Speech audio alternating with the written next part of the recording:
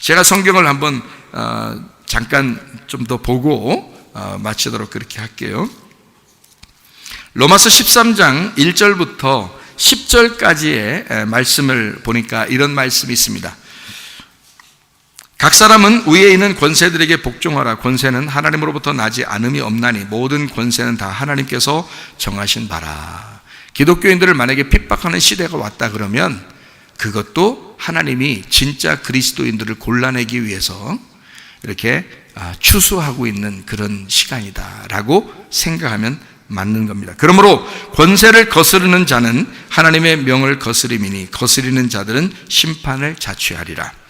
다스리는 자들은 선한 일에 대하여 두려움이 되지 않고 악한 일에 대하여 되나니 내가 권세를 두려워하지 아니하려느냐? 선을 행하라. 그리하면 그에게 칭찬을 받으리라. 그렇습니다. 그러니까 선한 일에는 칭찬하게 될 거고 악한 일을 하는 사람에게는 심판하게 될 것이다. 이게 이제 권세자들이 가지고 있는 권세란 말이에요.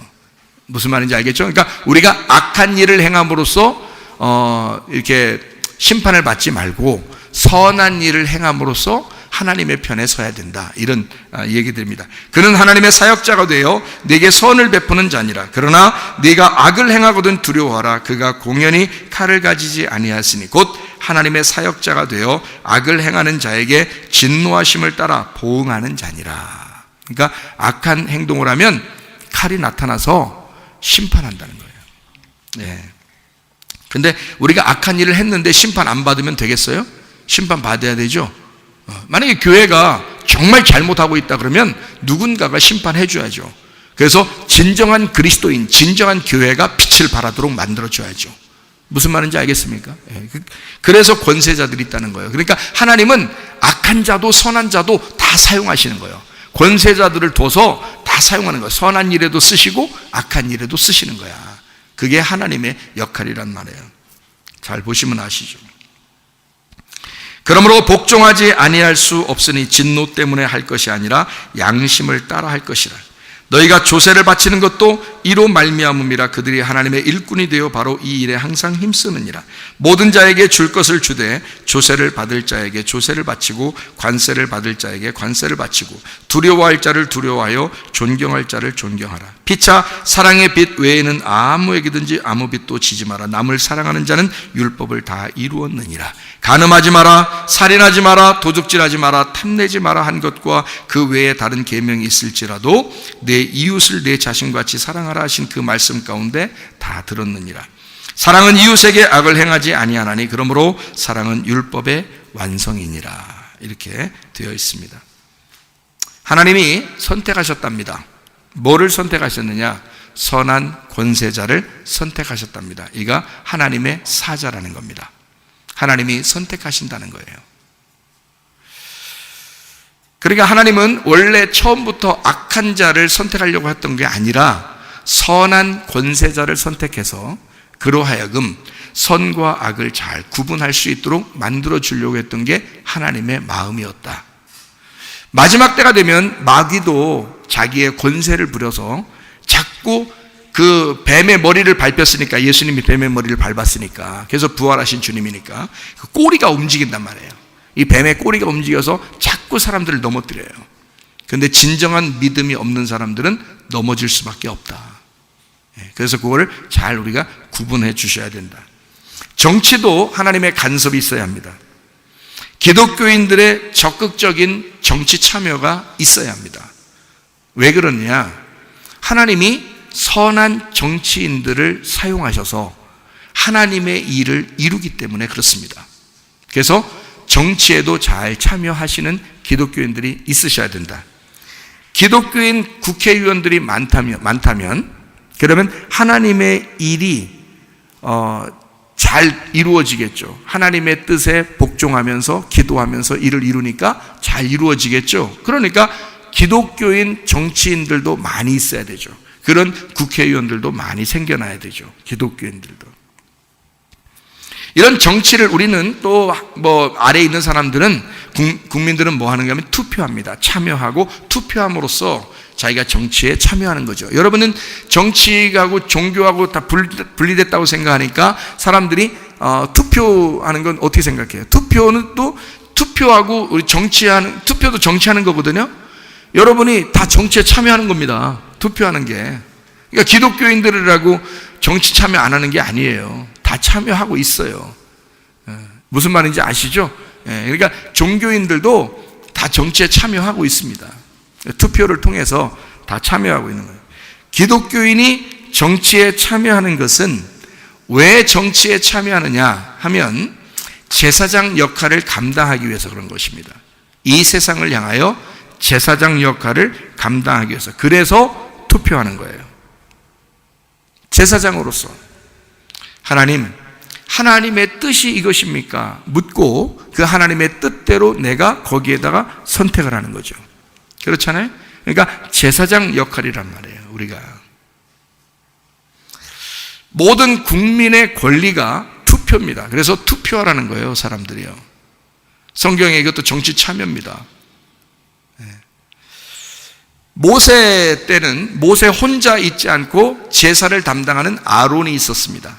이해하시죠? 무슨 말인가? 사울 왕이 있을 때는 사무엘이라는 지도자가 제사장으로 있었습니다. 그렇기 때문에 사울이 함부로 까불지를 못하는 거예요. 이 사무엘이 있기 때문에. 이해가 되시죠? 다윗이 있을 때, 다윗이 왕일 때는 나단이라는 선지자가 있었습니다. 그래서 다윗이 잘못했을 땐 나단 선지자가 여지없이 나타나서 다윗 왕을 질책합니다. 잘못했다고. 그럴 때 다윗은 하나님의 사람이기 때문에 회개하게 되죠.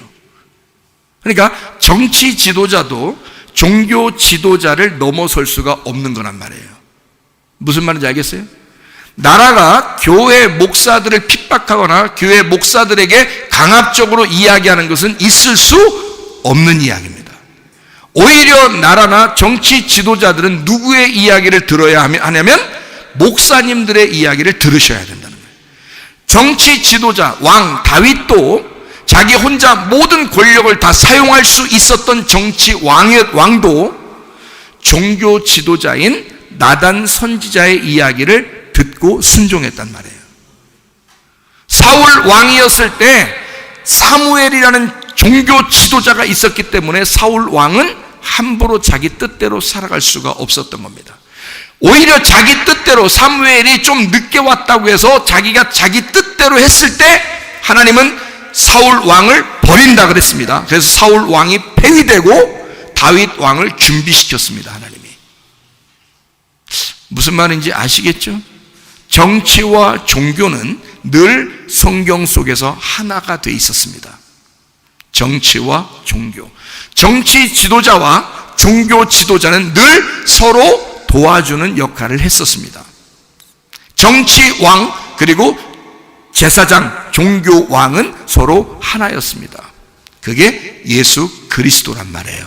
그 예수 그리스도 우리를 구원해서 구원받은 하나님의 백성들은 왕 같은 제사장이 된 겁니다. 그래서 이 땅을 향하여 우리가 왕 같은 제사장으로서 정치에도 참여하고 이야기도 해서 세상을 그리스도화 시켜 나가도록 하나님이 우리에게 그 권세를 부여했다 그 말입니다. 그게 기독교인들이고 교회란 말이에요. 근데 교회가 그 역할을 하지 못했다는 거죠. 그러니까 억눌리는 것입니다. 그러니까 세상의 말을 듣게 되는 것입니다. 세상이 교회를 함부로 대하는 것입니다. 그렇게 돼서는 안 되는 건데 우리는 왕 같은 제사장들이고 하나님이 우리의 왕이시란 말이에요. 우리 위에 교황도 없고 우리 위에 국왕도 없습니다. 우리 위에는 오직 왕이신 제사장이신 예수 그리스도만이 우리의 왕이며 우리의 대제사장이십니다. 우리 위에는 아무도 없어요. 그게 성경을 믿는 사람들입니다. 특징이 그런 걸 어떡합니까? 성경에서 말하는 그 특징이 그런 걸 어떡합니까? 성경에서 유명한 또 왕이 나오는데 히스기야 왕이라는 사람이 있었습니다. 그 히스기야 왕 때는 이사야가 제사장이었고 선지자였거든요. 그 히스기야 왕이 늘 이사야한테 물어봅니다. 내가 어떻게 했으면 좋겠어요? 우리가 어떻게 했으면 좋겠어요? 이사야한테 늘 물어봅니다. 그러면 이사야는 하나님의 응답을 받아서 얘기를 합니다. 그래서 히스기야와 이사야 둘이 한 짝을 이루어서 일을 하게 되죠. 교회라는 것은 바로 그런 역할입니다. 유대가 멸망할 때 시드기야 왕이 있었습니다. 그리고 예레미야가 있었습니다. 여러분의 눈물의 선지자 그 예레미야를 아시죠? 시드기야한테 하나님이 나에게 이렇게 응답하셨다. 그래서 하나님께 하나님의 말씀을 들어라 라고 시드기야 왕한테 얘기했거든요. 얘기하니까 시드기야 왕이 말 들었어요? 안 들었어요? 안 들었어요. 예레미야를 막 옥에 가둬버리고 잡아놓고 막 이랬어요. 그러더니 어떻게 됐어요? 눈 뽑혔어요. 그리고 쇠사슬에 묶여서 갔어요. 포로로 잡혀갔어요. 네? 눈 뽑히고 아무것도 안 보이는 거예요. 여러분, 우리에게 종교 지도자를 잃어버리면요, 사람이 봉사가 됩니다. 앞에 길을 모르는 거예요. 어떻게 해 나가야 될지를 모르는 거예요. 이놈의 뭐 짐승의 표를 받아야 되나 말아야 되나 이거 모르는 거예요. 종교 지도자를 잃어버리면, 우리에게 말씀을 가르치는 자가 없으면, 그 목자가 없으면 양은 흩어지는 거예요. 헤매는 거예요. 길을 못 찾는 거예요. 예수 그리스도라는 길을 가르쳐줘야 하고, 예수 그리스도라는 진리를 가르쳐줘야 하고, 예수 그리스도라는 생명을 가르쳐줘야 되거든요. 그런데 길을 잃어버려요. 목자를 잃어버리면. 그래서 목사들은 진짜 선한 목자가 돼야 돼요. 선한 권세자가 돼야 돼요. 예수 그리스도의 종이 돼야 돼요. 그래서 진짜 선한 목자가 돼서 양들을 잘 푸른 초장으로 맑은 시냇물가로 인도해 줘야 된다 그 말입니다. 사람들이 자기 편, 자기 거 이거로 막 나누어지는 게 말세라 그랬다. 말세다.